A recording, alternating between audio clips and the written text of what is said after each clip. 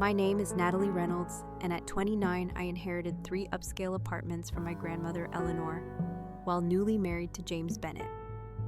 I decided to keep this windfall secret despite questioning if that was the right thing to do. Thank God I listened to my instincts, because just 7 days after our honeymoon, my mother-in-law Diana showed up at our door with a notary and documents in hand. That gut feeling saved my financial future in ways I never imagined.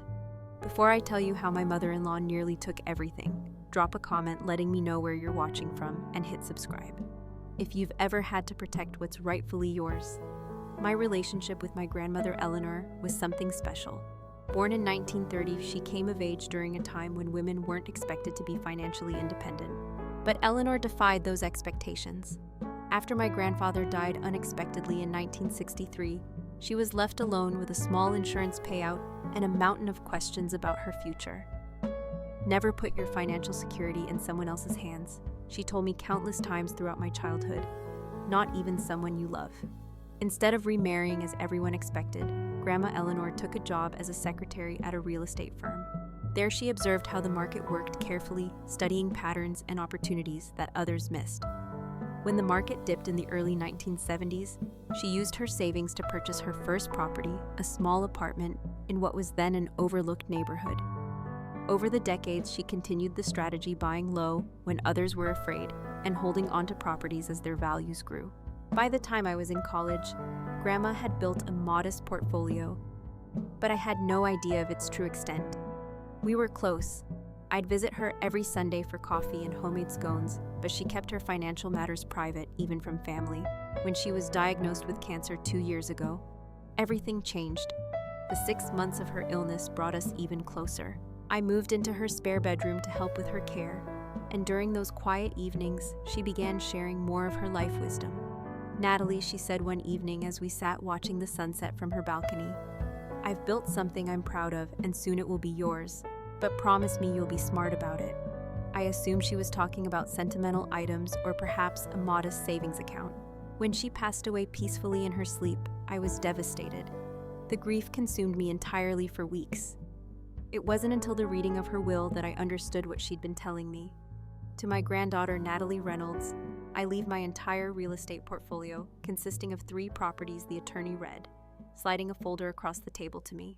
I opened it with shaking hands to find the deeds to 3 fully paid apartments, a luxury 2-bedroom in downtown, worth nearly $950,000, a waterfront condo in an exclusive area valued at $1.2 million, and a smaller 1-bedroom in an up-and-coming neighborhood worth about $500,000. The first 2 were currently rented to long-term tenants with excellent payment histories, while the third had been Grandma's home. "This can't be right," I whispered, looking up at her attorney Frank Wilson, who had managed her affairs for decades. "Your grandmother was an exceptionally shrewd investor," Frank explained with a gentle smile. "She wanted you to have financial independence no matter what life threw at you." The days following were a blur of paperwork, meetings with property managers, and trying to wrap my head around suddenly being a landlord. The rental income from the 2 leased properties totaled just over $7,000 monthly, more than enough to cover the property taxes, insurance, and maintenance costs, with plenty left over. The 3rd apartment I decided would be my personal sanctuary, a place to feel close to Grandma while I figured out my next steps. I didn't tell anyone about my inheritance immediately. Past relationships had taught me some hard lessons about how money can change dynamics. An ex-boyfriend had once borrowed thousands from my savings without asking, claiming later that since we were a couple, my money was our money. Another had subtly pushed me to cover more expenses once he learned my salary was higher than hers. These experiences made me cautious. When I met James 6 months after Grandma's passing, I was still processing both my grief and my new financial reality. He knew I had inherited my grandmother's apartment where I now lived, but I never mentioned the full extent of what she'd left me. It wasn't a deliberate deception, just a detail I wasn't ready to share until I felt secure in our relationship. James was charming, ambitious, and kind. As a marketing executive for his family's business, he came from a background of comfort, if not outright wealth. We connected immediately over our shared love of historical documentaries and spicy food. Unlike previous relationships that developed slowly, things with James moved quickly, intensely. 3 months into dating, I was already wondering if he might be the one. 6 months in, we were discussing marriage. Through it all, I maintained my financial independence, paying my share of our expenses, while managing my properties quietly on the side. The rental income went into a separate account untouched, except for property-related expenses and investments. Sometimes, as our relationship deepened, I would lie awake wondering if I should tell him everything. Was keeping this secret a breach of trust, or was it simply prudent protection until I knew for sure? We were built to last. Grandma's voice seemed to whisper in my ear. During these moments of doubt, financial independence is not something you compromise, Natalie. Not for anyone. James proposed on New Year's Eve just 9 months after we'd met. The ring was beautiful, a family heirloom diamond set in a modern platinum band, standing there with snowflakes falling around us in the park where we'd had our first date. I said yes without hesitation. I can't wait to build our future together, he said, sliding the ring onto my finger. We're going to have an amazing life. That night, as we celebrated with champagne in my apartment, Grandma's apartment, I almost told him about the inheritance. The words were on the tip of my tongue, but something held me back. A whisper of caution that I couldn't quite explain. James came from what he called comfortable money. His father, Richard, had built a successful marketing firm that now employed 30 people, including James as the creative director. His mother, Diana, came from old family money and had never worked a day in her life, instead dedicating herself to charity boards and social clubs. I met them formally as James's fiancée at an elegant dinner at their suburban mansion. The house was impressive, 5 bedrooms, a swimming pool, and a 3-car garage housing luxury vehicles. Diana greeted me with air kisses and a critical eye that seemed to evaluate everything from my shoes to my posture. So Natalie, she said, over appetizers, James tells us you work in publishing. That must be interesting. The way she said interesting made it clear she found it. Anything but I love my job. I replied truthfully as an editor for a mid-sized publishing house. I earned a respectable salary that had allowed me to live comfortably even before Grandma's inheritance. And your family, James mentioned your parents live out of state. Yes, my parents are in Arizona. They retired there last year. Diana nodded, taking a sip of her wine. And you live in your grandmother's old apartment, is that right? How quaint to keep it in the family. There was something in her tone, a subtle probing, that made me glad I hadn't disclosed more. Throughout the evening, Diana asked seemingly innocent questions about my finances, my career aspirations, and my family background. Each time I gave honest but vague answers, increasingly uncomfortable with her interest in my financial situation. The wedding planning became a battleground of wills. Diana had strong opinions about everything from the venue to the floral arrangements. When I suggested a modest ceremony at a historic library, she scoffed. The Bennets have always married at St. Mark's Cathedral, followed by a reception at the Windsor Hotel. She informed me, it's tradition. Both venues were far beyond the budget James and I had discussed. But when I mentioned this, Diana waved away my concerns. We'll contribute, of course. A Bennet wedding is a reflection of the family.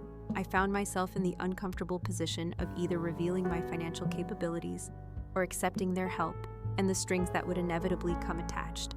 In the end, I agreed to the cathedral, but insisted on a different reception venue that was more in line with our budget, claiming it had special significance to us as a couple.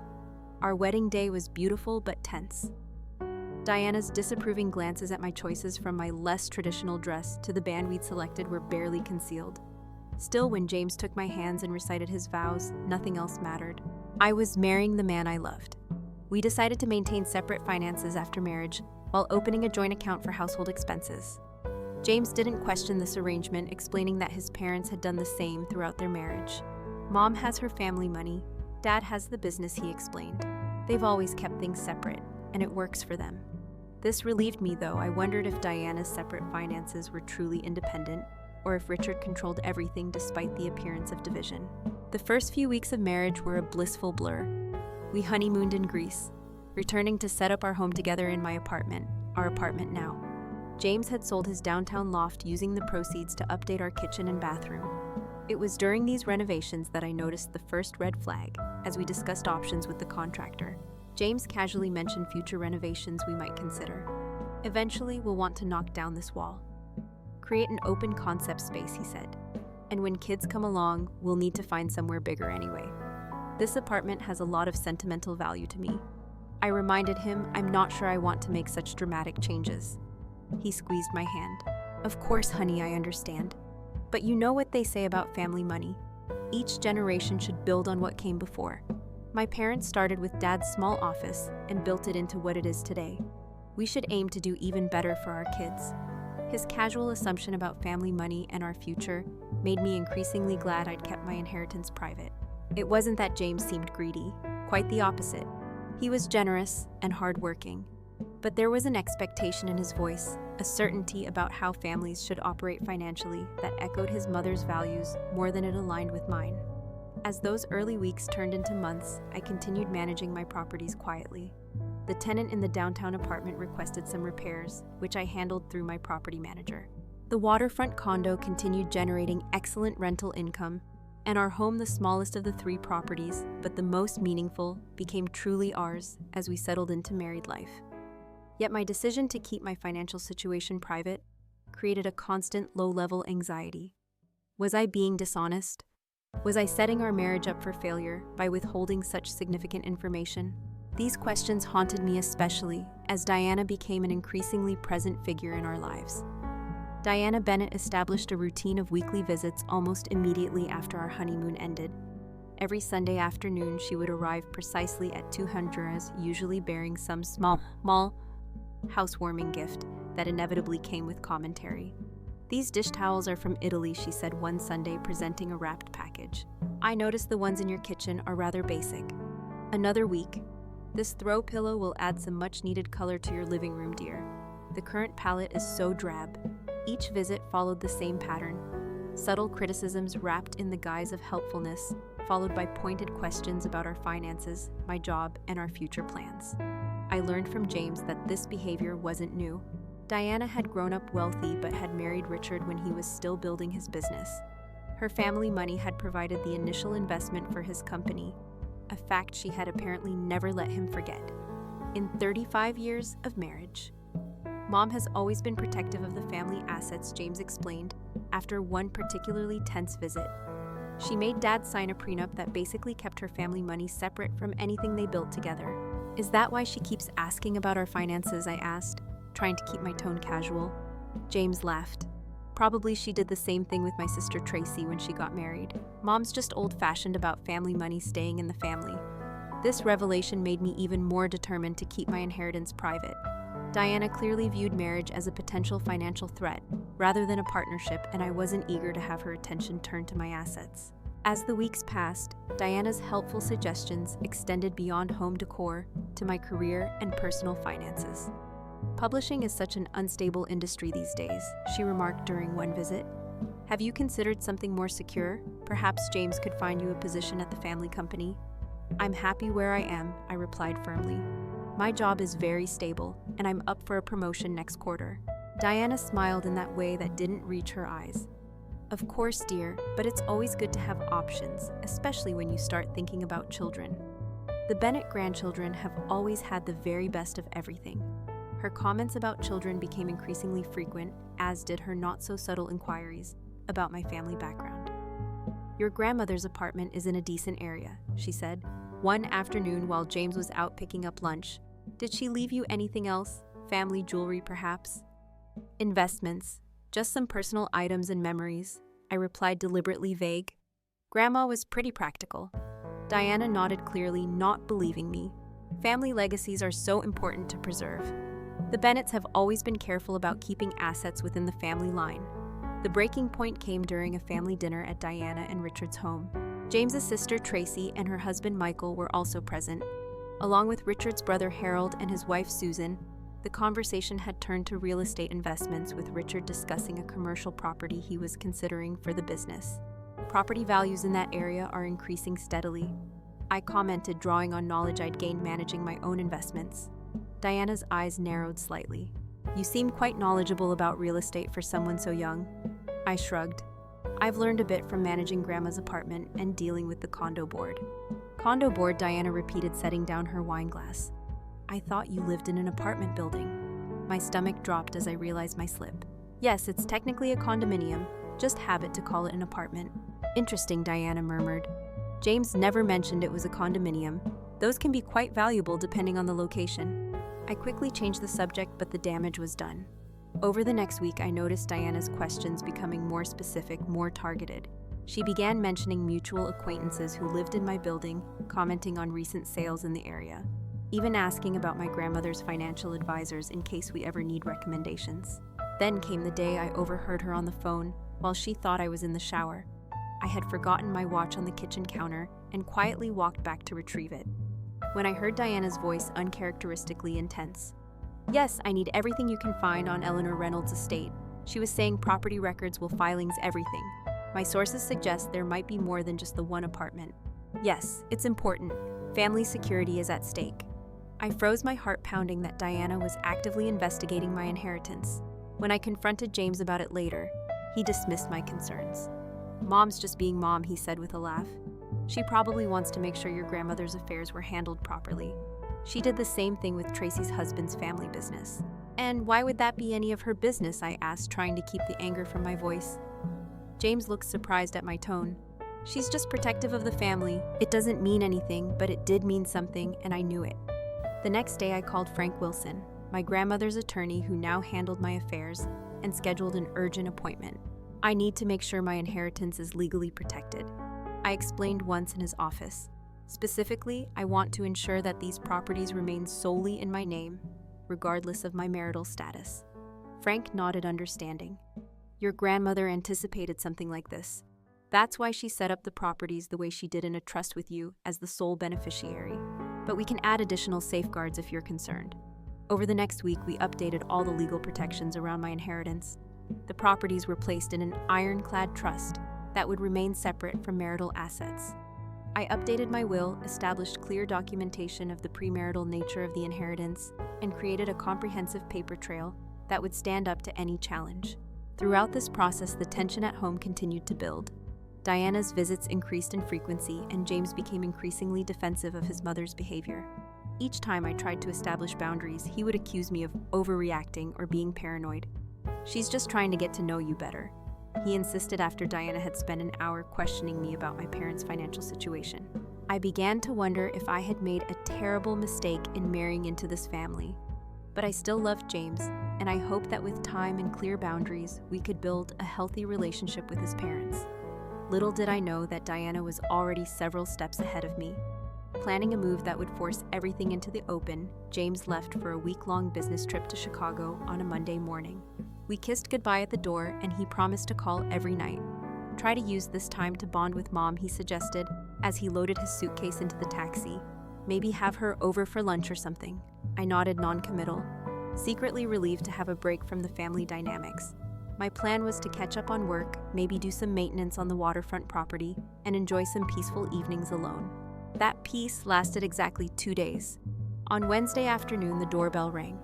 When I opened it, Diana stood there with a man I didn't recognize, a leather briefcase in his hand, and a professionally neutral expression on his face. "Natalie, darling," Diana exclaimed with false warmth.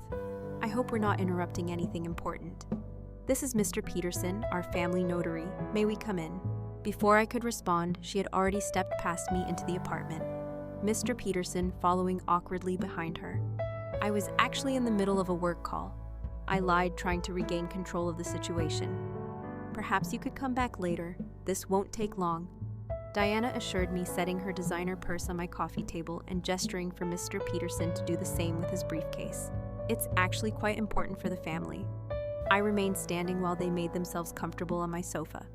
Diana was wearing one of her typical lunch with the ladies' outfits, an expensive cream suit with gold jewelry and perfectly coiffed hair. She looked like she was prepared for a business meeting rather than a casual visit. "What exactly is this about?" I asked, crossing my arms. Diana's expression shifted to one of concerned sympathy. "It's about family security, dear. As Bennetts, we have certain responsibilities to protect what generations have built." She nodded to Mr. Peterson, who opened his briefcase and removed several official-looking documents. "These are simple family trust documents," Diana continued smoothly. "All Bennett assets are protected through our family trust. It saves tremendously on taxes and ensures everything remains within the family line." I felt a chill run down my spine, and this concerns me. "How exactly?" "Well, as James's wife, you're now part of the family," she explained with a tight smile. and we've recently become aware that you have some assets that should be properly protected. The realization hit me like a truck. You investigated me. Diana waved a manicured hand dismissively. I made some inquiries. Yes, it's standard for the family. And it seems your grandmother was quite generous, wasn't she? 3 properties, not just the one. Quite impressive for a secretary to accumulate the contempt in her voice when she said, Secretary made my blood boil, but I kept my expression neutral. My grandmother's affairs are private, as is my inheritance. Nothing is truly private when family security is concerned, Diana countered. These documents simply transfer your properties into the Bennett Family Trust for protection. You'll still have access to everything, of course, but with the added benefit of our family's financial advisors and tax advantages. Mr. Peterson slid the papers toward me with an apologetic smile. If you could sign here, and initial each page, he said quietly. I picked up the document and scanned the first page, my heart pounding. The legal language was complex, but the intention was clear. This would effectively transfer control of my properties to the Bennett Family Trust, with Diana and Richard as primary trustees. Did James know you were planning this? I asked, looking directly at Diana. A flicker of something annoyance perhaps crossed her face. James understands family obligations. He knows these matters are best handled by those with experience. In other words, now James had no idea his mother was here, trying to gain control of my inheritance. These properties are already in a trust, I informed her, setting the papers down. My grandmother established it before her death. Diana's smile tightened further. A limited family trust can't provide the protection and advantages that ours can. Our financial team manages millions in assets. They can maximize your returns in ways your grandmother's small-time attorney never could. Just then my phone rang. James's ringtone. I picked it up, relieved for the interruption. Hey, everything okay? His voice came through. Mom texted she was stopping by to drop off that wedding album. I looked at Diana, who maintained her pleasant expression despite being caught in a lie. Your mother is here, I confirmed, putting the phone on speaker along with a notary named Mr. Peterson. They've brought some documents for me to sign, transferring my inheritance into your family trust. A pause. What inheritance? Diana jumped in smoothly. James, darling, I was just explaining to Natalie the benefits of our family, financial protection. It seems her grandmother left her quite a portfolio, or 3 valuable properties that would benefit from proper management. 3 properties? James sounded genuinely confused. Natalie, what is she talking about? I took a deep breath. My grandmother left me 3 properties when she died. This apartment plus 2 others that generate rental income. I maintained them in a separate trust as they were premarital assets. And you never told me. The hurt in his voice was evident. We can discuss that later, I said firmly. Right now, I'd like to know if you were aware your mother was bringing a notary to have me sign over my inheritance while you're out of town. Another pause. Mom, what are you doing? Diana's composure slipped slightly. I'm protecting the family, James, as I've always done. These assets should be properly managed under the Bennett name. I'll call you back, James said abruptly. Mom, don't do anything until I get home tomorrow. After he hung up, Diana's friendly facade completely disappeared. You've put me in a very awkward position, she said coldly, gathering her purse. James doesn't always understand what's necessary for long-term financial security. Your secrecy about these assets raises serious concerns about your commitment to this marriage. I stood my ground. My financial independence is not a threat to my marriage. My grandmother taught me the value of maintaining control over what's mine. Diana stood, signaling for Mr. Peterson to pack up his briefcase. Consider carefully what you're doing, Natalie. The Bennetts have a certain way of handling family finances. Refusing to participate could have implications for your future with James. Are you threatening my marriage because I won't sign over my inheritance? I asked incredulously. Diana adjusted her jacket primly. I'm simply pointing out that harmony in marriage comes from alignment on important matters like finances. James was raised with certain expectations. As they moved toward the door, Diana turned back with one final comment. Think about it overnight. Mr. Peterson will be available tomorrow if you reconsider. It would be a shame to create unnecessary tension over something as impersonal as property management. The moment they left, I called my attorney and explained everything that had happened. He immediately advised me to document the incident and assured me that my assets were secure from this type of manipulation. Next, I called the property management company for all 3 apartments and added additional security measures. No changes could be made without multi-factor authentication and in-person verification. As I paced the apartment that evening, I felt a strange mix of anger, vindication, and sadness. My instinct to keep my inheritance private had been justified. But at what cost to my new marriage? James arrived home the next afternoon instead of completing his full week in Chicago. He walked through the door looking exhausted, his normally perfect hair disheveled and dark circles under his eyes. "You should have told me," were his first words, as he set down his hastily packed suitcase. "You're right," I admitted. "I should have, but that doesn't justify what your mother tried to do." He sank onto the couch, loosening his tie. "Mom said she was trying to help. She said incorporating your properties into the family trust would protect them from taxes and potential creditors." "Did she mention the part where she and your father would have control over my assets? Or how she investigated my grandmother's estate behind our backs?" James ran a hand through his hair. "She's always been protective of family finances. When Tracy married Michael, Mom did the same thing, insisted they consolidate their assets into the family trust. And did they?" He looked away. Eventually, Michael resisted at first, but then Dad offered him a position in the company that came with certain financial requirements. The implications were becoming clearer. "So your family uses financial leverage to control your sister and her husband." "It's not control," James protested weakly. "It's security. The Bennett family has always operated this way." Our argument continued for hours, cycling through the same points.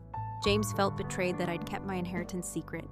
I felt violated by Diana's investigation and attempted manipulation. Neither of us was willing to fully concede our position. The next morning, Diana called James, not me, to check in. I could hear only his side of the conversation, but it was clear she was continuing her campaign. "Mom, we're still figuring things out. No, I don't think bringing Dad into this will help right now. Yes, I understand the importance of family security." After he hung up, James looked defeated. "She's not going to let this go." Over the next week, Diana deployed what I came to think of as her flying monkeys. First came James's sister Tracy, arriving unannounced with pastries and concern. "I just wanted to see how you two are doing," she said, her eyes darting around our apartment as if assessing its value. Mom mentioned there was some confusion about the family financial arrangements. Tracy's mediation consisted mainly of sharing how she and Michael had eventually seen the wisdom of joining the family trust. "It just makes things easier," she insisted. Fighting Mom on financial matters never ends well. Next came Richard, James's father, calling to invite James to a men's lunch. That turned into a 3-hour discussion about James's future in the company. When James returned, his expression was grim.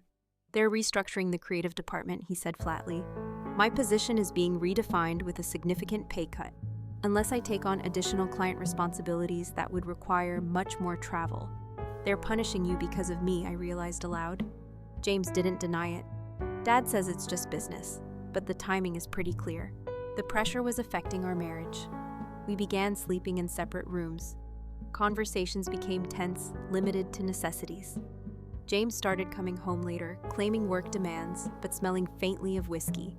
One night, after a particularly silent dinner, James finally opened up. "You know, this isn't the first time Mom has done something like this," he said quietly. "My Aunt Cynthia, Dad's sister, married against Mom's wishes. She had inherited some valuable art from their grandmother. Mom tried the same approach, insisting the art should be protected in the family trust." "What happened?" James stared into his wine glass, and Cynthia refused. Suddenly, Uncle Robert's contracting business lost all its connections to Dad's corporate clients. They struggled financially, eventually moved to Oregon. We rarely see them now. "That's terrible," I said, genuinely shocked. "Your mother deliberately damaged their livelihood." Mom would say she simply prioritized family-loyal contractors. James replied with a bitter laugh. "But yes, essentially. And you're okay with that kind of manipulation?" James finally met my eyes. "No, I'm not. I never have been. But it's been easier to go along than fight it. Until now." That conversation marked a turning point. The next day, I suggested we try couples therapy. To my surprise, James agreed immediately. In our first session, the therapist helped us see how Diana's financial control was part of a larger pattern affecting multiple generations of the family. James revealed patterns he'd observed throughout his childhood, how his mother wielded family money as both carrot and stick, rewarding compliance and punishing independence. "I don't want to live that way," he admitted during our third session. "I grew up watching Dad give in to Mom's demands to keep the peace. I swore I'd never do that in my own marriage." "What do you want, James?" the therapist asked. He looked at me. really looked at me for the first time in weeks. I want a partnership, not a financial arrangement, not a business merger, a true partnership based on trust and respect. Even if that means standing up to your mother, potentially losing your position in the family business. James took a deep breath. Even then, that night, as we lay in bed together for the first time in weeks, I made a decision. I want to show you something, I said, reaching for my laptop. I pulled up the files for all 3 properties. The trust documents, the rental income statements, everything. This is what my grandmother left me, I explained. These are the assets your mother tried to gain control over. James studied the documents in silence, his expression unreadable. Why didn't you tell me sooner? He finally asked, his voice soft rather than accusatory. At first, it was caution. Past relationships taught me to be careful. Then after meeting your family, it became fear. I saw how money was used as control in your family, and I wanted to keep this separate safe. And now I closed the laptop and took his hand. Now I want us to figure out together how we move forward as partners. The next day, James did something that shocked me. He called his mother and asked her to come over alone. It's time we set some boundaries, he told me as we waited for her arrival. Diana arrived exactly on time, as always dressed impeccably in a designer pantsuit that probably cost more than most people's monthly rent. Her smile faltered slightly when James opened the door. Instead of me, James darling, she greeted him with their kisses. I'm so glad you called. I've been worried about you. Come in, Mom, he said, his voice calm but firm. Natalie and I need to talk to you. We had arranged the living room deliberately, 2 chairs facing the sofa, creating a clear visual message that James and I were united. Diana noticed immediately, her eyes narrowing slightly as she took her seat on the sofa. I hope this means you've both come to your senses about the family trust. She began by setting her purse beside her. Actually, we've made several decisions, James replied. First, Natalie's inheritance will remain in her separate trust as her grandmother intended. Diana's pleasant expression hardened. James, you don't understand the complications. Second, he continued, cutting her off gently but firmly. We need to establish clear boundaries about family financial matters. Our marriage is a partnership, not a business merger. I watched Diana's composure slip further. She turned to me, her voice taking on a sharp edge. You've turned my son against his family after everything we've done. Mom, James interrupted again. This isn't about Natalie versus the family. This is about respect. You investigated my wife's finances behind our backs. You brought a notary to our home while I was away to pressure her into signing over her inheritance. That's not acceptable behavior. Diana's mask finally cracked completely. Those properties should be under family control. Do you have any idea what we could do with those assets? The waterfront property alone could be leveraged for the business expansion. Your father has been planning for years. And there it was. The true motivation behind her scheme. You researched the properties, I said, understanding dawning. You know exactly what they're worth and what they could be used for. Diana didn't deny it. The Bennett family has worked for generations to build financial security. When opportunities arise to strengthen that foundation, we take them. That's how successful families operate. James leaned forward.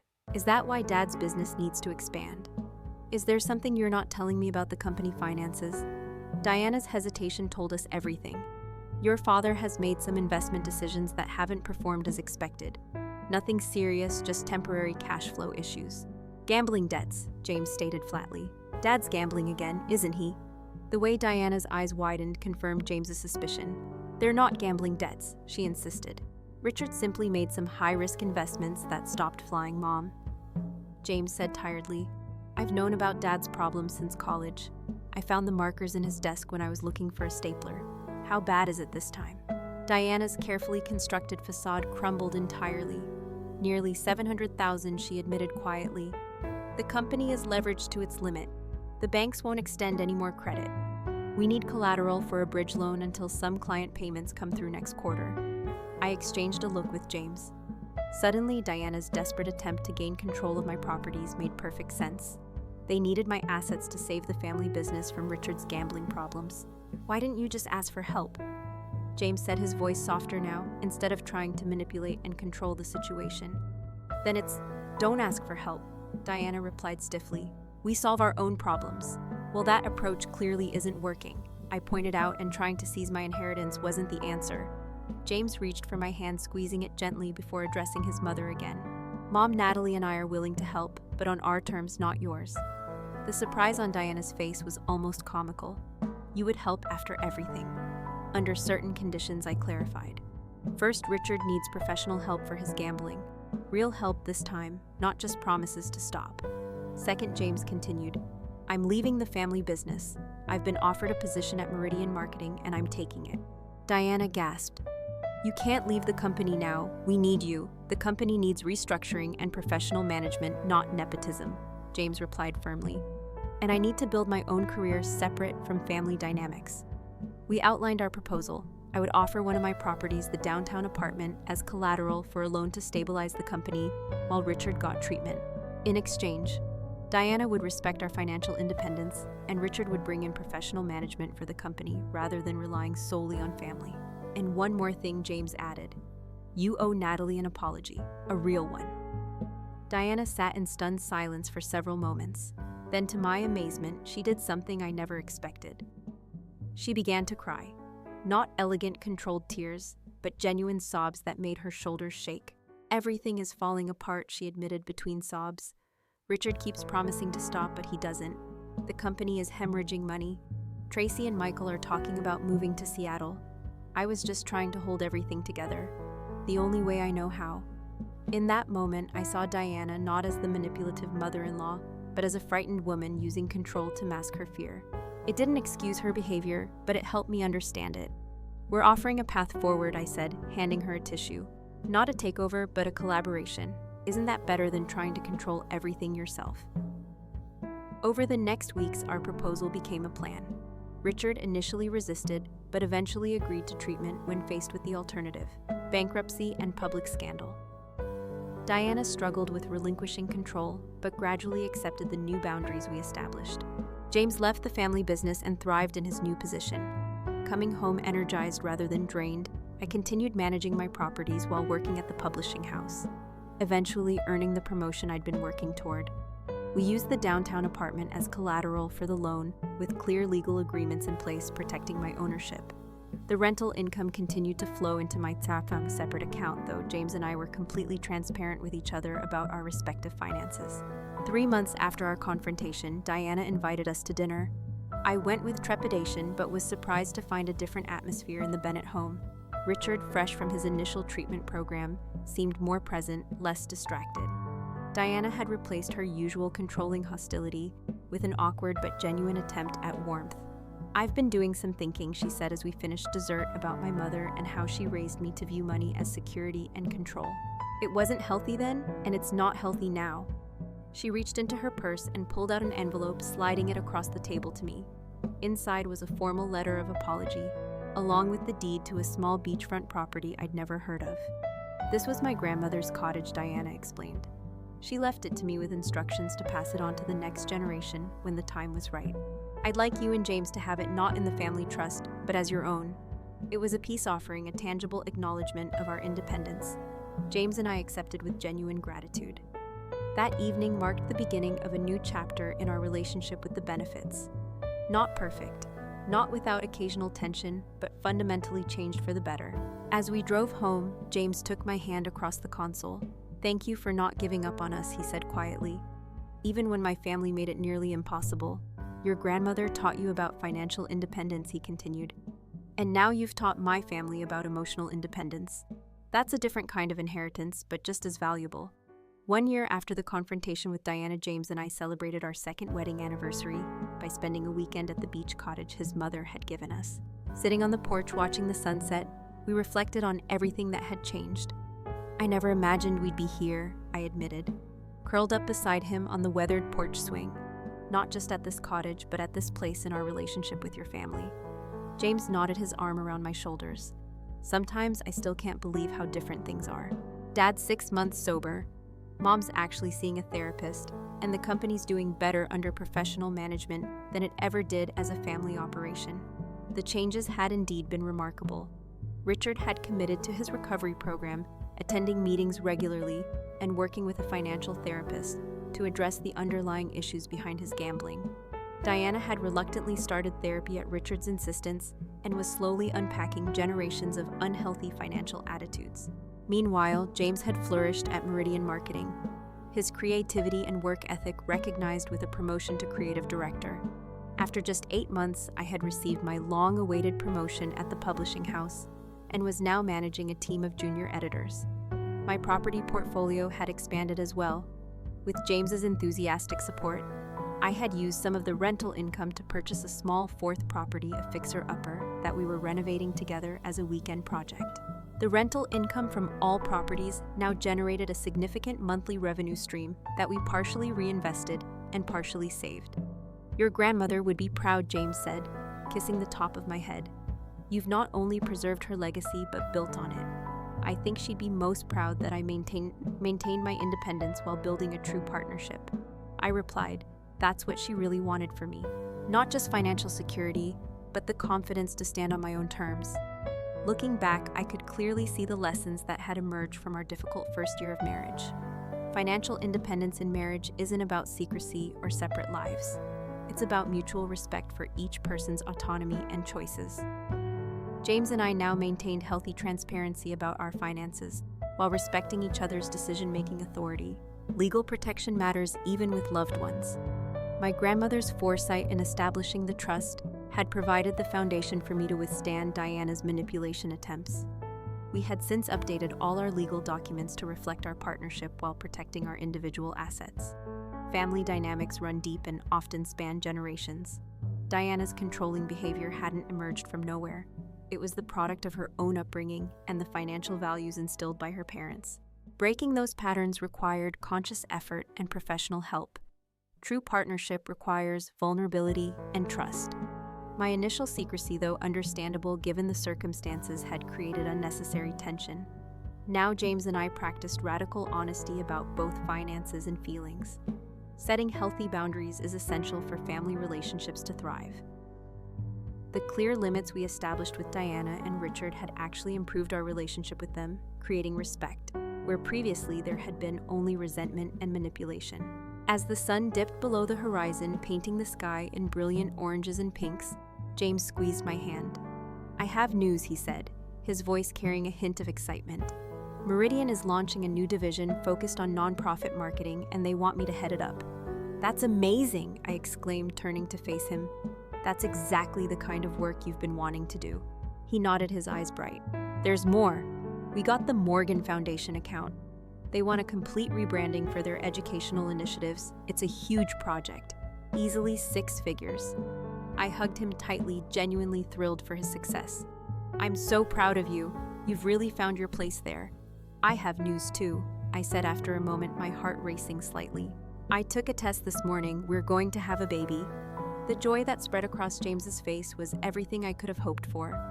As we celebrated our expanding family, we also discussed how we wanted to approach finances and independence with our child. "I want to create a trust for them like my grandmother did for me." I explained something that gives them security, but also teaches them independence. James agreed enthusiastically, and will teach them the value of both financial literacy and emotional boundaries.